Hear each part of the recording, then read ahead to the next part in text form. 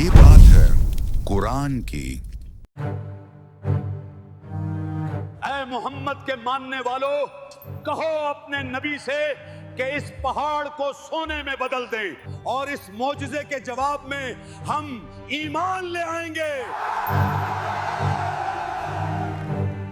ये बात उस इंसान की जिसने अल्लाह के नबी को हुस्न और माल से खरीदना चाहा।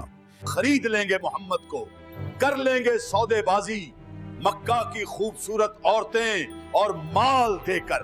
ये बात है उस रात की जब तौहीद और शिर्क को एक करने की कोशिश की गई।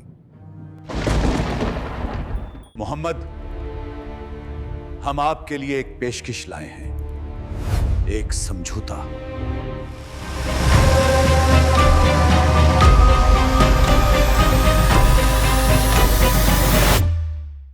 ये बात है सूरे काफिरून की। قل يا أيها الكافرون तारीख में एक ऐसा लम्हा आया जब मक्का की सरजमीन पर अंधेरों ने दिलों को जकड़ रखा था। कुरैश के सरदार ताकत के नशे में चूर थे और एक शख्स तन्हा सच बोल रहा था। ये इस्लाम के आगाज के इब्तिदाई दिन थे। मक्का में हर तरफ तनाव, जुल्म और जबर का माहौल था। ईमान लाने वालों पर पहाड़ तोड़े जा रहे थे और रसूलुल्लाह सल्लल्लाहु अलैहि वसल्लम की हर दावत को ठुकराया जा रहा था।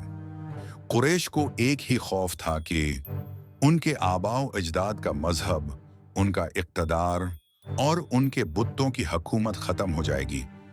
कुरैश को एहसास हुआ कि ताकत से बात नहीं बनेगी। एक दिन कुरैश के बड़े बड़े सरदार जमा हुए। अबू जहल, वलीद बिन मुगैरा, आस बिन वाइल, वो सब जिन्हें अपने बुतों पर नाज था।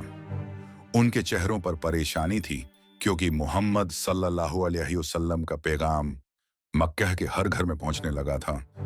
ये मोहम्मद हमारे खुदाओं की तौहीन करता है। ये लोगों को कहता है कि ला इलाहा इल्लल्लाह, अल्लाह के सिवा कोई माबूद नहीं। हमें कुछ करना होगा, कुछ ऐसा करें कि ये मोहम्मद भी राजी हो जाए और लोग हमारे खुदाओं को भी ना छोड़ें। एक खुफिया मंसूबा बनाया गया। अगली सुबह वो सब नबी सल्लल्लाहु अलैहि वसल्लम के पास आए। चेहरों पर मुस्कुराहट थी और दिल में फरेब था। ए मोहम्मद, आओ एक मुआहिदा कर लेते हैं। हम सब मिलकर एक ऐसा रास्ता निकालते हैं जिससे हम सबको इत्मीनान हो। एक साल तुम हमारे खुदाओं की इबादत करो और अगले साल हम तुम्हारे खुदा की इबादत करेंगे। यूं सब खुश रहेंगे, न कोई झगड़ा, न कोई दुश्मनी।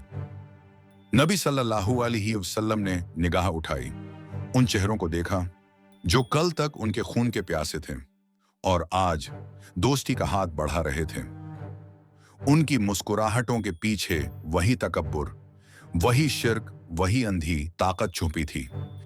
मगर आज कुछ और भी था। चालाकी, सियासत और बातिल का वो पुराना फरेब जो हक की सूरत में लिपटा हुआ था। कुरैश के सरदार एक दूसरे की तरफ देखते, गोया समझ रहे हों कि आज शायद मोहम्मद को राजी कर लेंगे। उनके चेहरों पर फख्र की लकीरें थीं, जैसे वो किसी बड़ी जीत के करीब हों। ये तजवीज़ सुनने में कितनी आसान लगती थी, लेकिन ये सिर्फ एक तजवीज़ नहीं थी। ये ईमान और शिर्क के दरमियान सौदा था।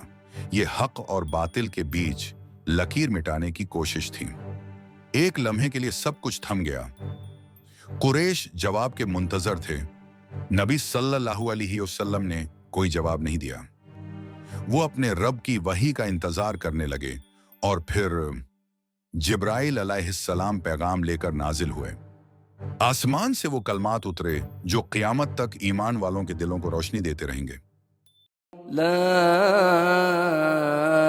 أعبد ما تعبدون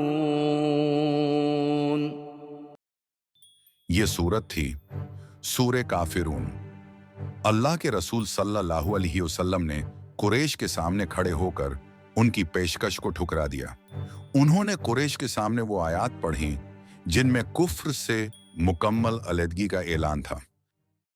ولا أنتم عابدون ما أعبد أعبد لكم دينكم ولي دين. मैं उसकी इबादत नहीं करता जिसकी तुम इबादत करते हो. मेरा तुम्हारे माबूदों से कोई वास्ता नहीं और न तुम्हारा मेरे माबूद से कोई वास्ता. तुम्हारे लिए तुम्हारा दीन और मेरे लिए मेरा दीन. ये एक ऐलान था, एक हतमी लकीर थी जो ईमान और कुफ्र के दरमियान खींच दी गई और इस सौदेबाजी का दरवाजा हमेशा के लिए बंद कर दिया गया. कुरैश के सरदार चले गए. उनके चेहरों से गुरूर का रंग उतर चुका था और रसूल रहमत सल्लल्लाहु अलैहि वसल्लम का चेहरा ईमान की रोशनी से मुनव्वर था. यही वो दिन था जब इस्लाम ने अपनी इनफिरादियत का ऐलान किया और दुनिया को बता दिया कि हक कभी बातिल के आगे नहीं झुकता. यही है सूरे काफिरों का पैगाम, ईमान की वो ललकार जो क़यामत तक जिंदा रहेगी.